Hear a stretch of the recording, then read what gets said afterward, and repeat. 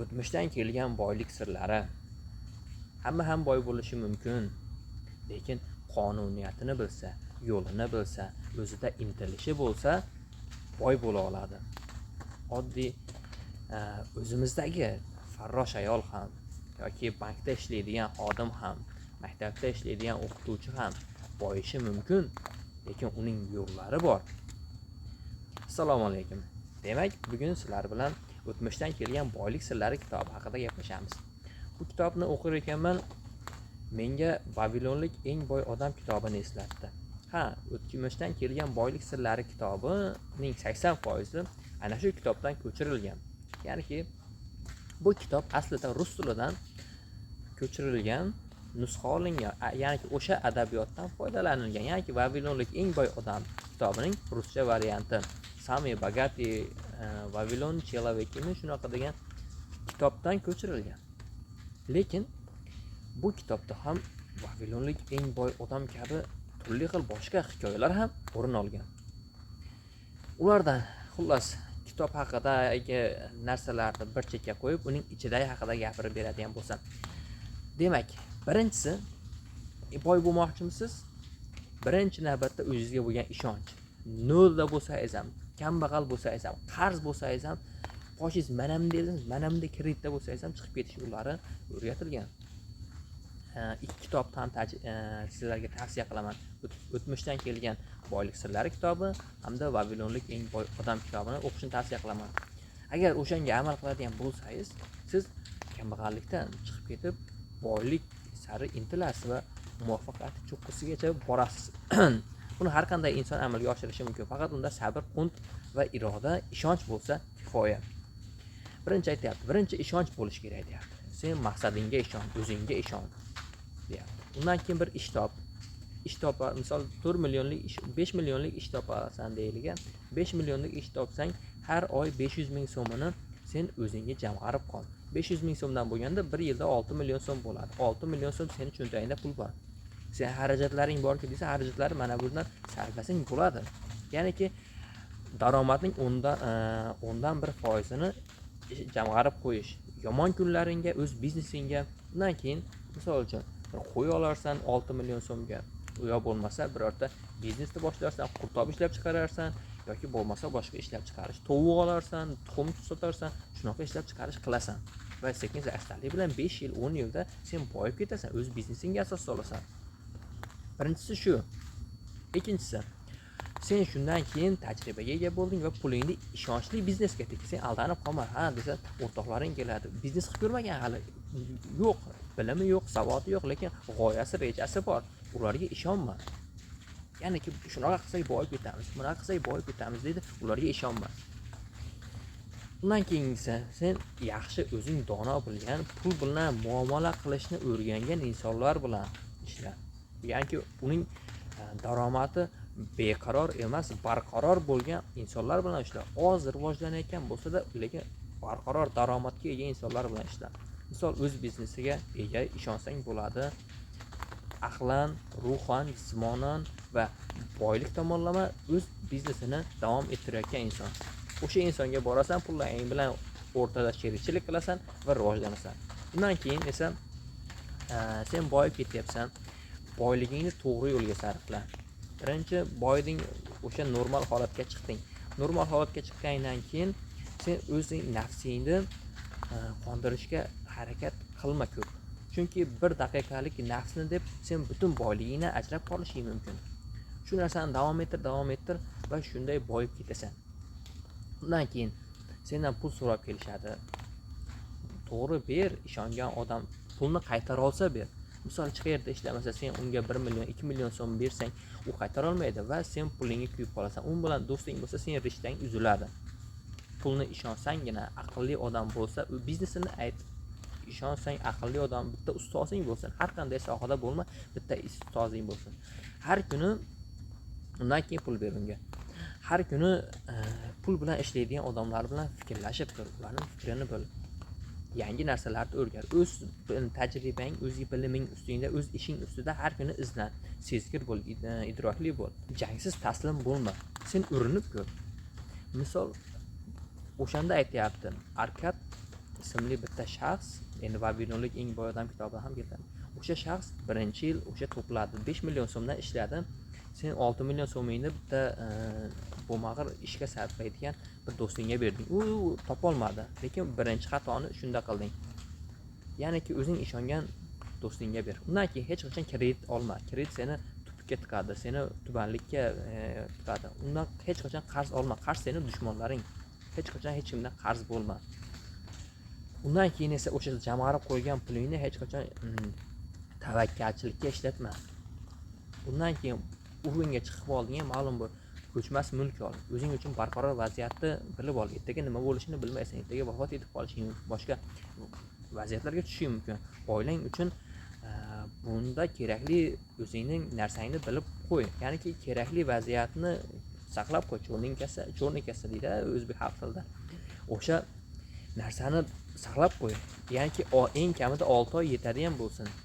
Ko'chmas mulklaring bo'lsa, uni sotib sekin yashab o'zlarining daromad manbaiga aylantirguncha vaqt yetadi va o'z biznesini boshlab oladi o'sha orqali.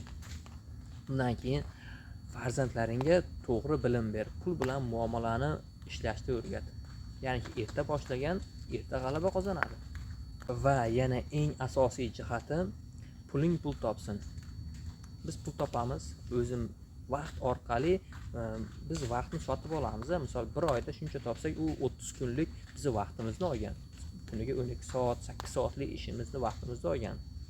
Va misol uchun sen qahva sotib olyapsan-da, 40 ming so'mlik qahva bor, 10 ming so'mlik qahva bor.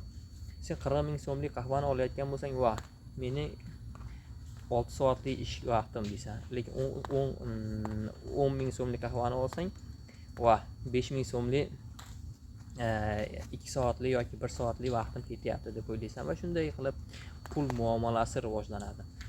Undan keyin puling pul ishlasin, pullaring sening qullaringga aylansin.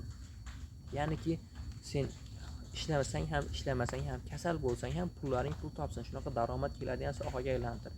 Puling tushdimi, misol uchun 100 million, 10 ming dollar, 100 ming dollar, 1 million dollar bo'ldimi, ularni ishlatishga sarflama. Sarflash keyin turaveradi. O'z nafsingni jilovla. Misol uchun 1 million bo'lgan paytda ham yashab yurgan eding. Nega endi 10 million yoki 100 million topayotgan paytingda katta sarflar qilishing kerak? Yo'q, o'sha ma'lum bir darajaga chiqib ol. Sarf xarajatlaring va sen topayotgan mablag'ing 10dan 1 bo'ladigan bo'lsa, o'shanda to'g'ri keladi. Ungacha sarflashdan tiyil, lekin yashashni ham unutma. Misol uchun 10dan 1ni sarflayapsan, qolganiga maza qilib yasha, kiyim-kechak ol, lekin isrofgarchilik bo'lmasin dedi. Keyin hamma pul topadi. Pul topish oson, o'ta oson, lekin uni qo'lda saqlab qolish, o'ziga bo'ysundirish, o'zining qullariga aylantirish bu qiyin. Vaqt oladi, sabr oladi, tajriba oladi, xato qilish oladi. Lekin shuni amalga oshirish kerak. Pullaring senga pul ishlash kerak. Uning bolalari ham pul ishlash kerak. Sen misol uchun qara. Bitta biznes qildingda, undan kelgan pulni sarflab yubording. Seni bo'ldi, boshqa puling yo'q. U bolalarini sen yeb qo'yding. Agar uning bolalari ham senga pul olib kelsa, sen qanchalik boyib ketasan? Vau deydigan narsa bu. Lekin bunga sabr kerak. Misol qancha topsang ham, chetda ishlaysanmi, O'zbekistonda ishlaysanmi, birorta korxonada ishlaysanmi, katta biznesing bormi, o'shandan keladigan daromad 10dan 1ni saqlab qo'y. 100 million topsang ham, 10 ming dollar topsang ham, 1000 dollar, 500 dollar, 100 dollar topsang ham, 10dan 1ni saqlab qo'y. Yaqinlaringga qo'ldan kelgancha o'zing ziyondan chiqib ketmaydigan holatda yordam ber. Misol uchun senda 10 ming dollar bor. Do'sting kelyapti, 10 ming dollardan berib, men bitta ish boshlayman, biznes boshlayman deyapti, lekin senda pul qolmay qoladi. O'shanga dollar unga berib yuborsang, sen pulsiz qolib ketasan. Uni biznesi o'xshaydimi, o'xshamaydimi? U avval u ishni qilib ko'rmagan, lekin uni ishni qilmoqchi. U tajribasiz, tajriba qilgan odamlardan so'ramagan. Sen pulingni tutkazib qo'ysan va nolga tushasan. Va do'sting bilan ko'ngling sovib ketadi. Sen unday qilmada, do'stingga 10 ming dollardan o'rniga 100 dollar ber. Ya'niki yoki bo'lmasa 600 dollar ber. Yani 5 million topadigan bo'lsang, o'sha 1 yillik daromadingni 6 million so'm dediga 6 million so'mni ber. O'xshamasa ham sen katta ziyon qilmaysan. Sen plyusda chiqasan. Xuddiki eshak bilan ho'kiz singari. Bir kuni ho'kiz dalada mehnat qilib, javlon urib, oyoqlari tolib, o'g'irga boribdi, molxonaga kiribdi-da, eshakni oldiga gapiribdi. Ey eshak dedi, men juda charchadim, sen maza qilasan xo'jayin, u yoqqa olib borasan, bu yoqqa olib borasan. Xo'jayinning ishga borganda to'xtaydi va seni baylab qo'yadi. Sen xotirjam o'tlab yurasan dedi. Men bo'lsa ertaga ishlayman, oyoqlarim, yelkalarim, hamma yerim og'rib ketdi dedi. Eshak aytadi aqllilik qilib. Ey ho'kiz deydi. Sen ertaga qul keladi, sen turgizmoqchi bo'ladi. Sen turma, sen kasal sifatida yot deydi. Shundagina u xo'jayiniga aytadi, xo'jayini seni dam olishingni aytadi deydi. Undan keyin ertasi kuni xuddi shunday bo'ladi. Lekin egasiga qul borib aytganda shunaqa vaziyat bo'lyapti deydi. Bunday bo'lsa sen eshakni borib omochga tort deydi. Omoch haydasin, ishi qolib ketyapti deydi. Ish qolib yer haydash kerak. Tezroq ekin ekish kerak deydi.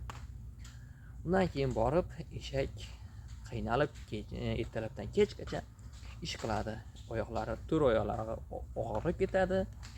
Bo'yinlari arqondan qiyilib ketadi. Undan keyin borib aytadi buqaga, "Ey, bu ishing bo'lmadi" deydi. Ertaga borib chiq, bo'lmasa seni xo'jayin qassobga berib yubormoqchi, kasal deb qassobga berib yubormoqchi bo'ladi.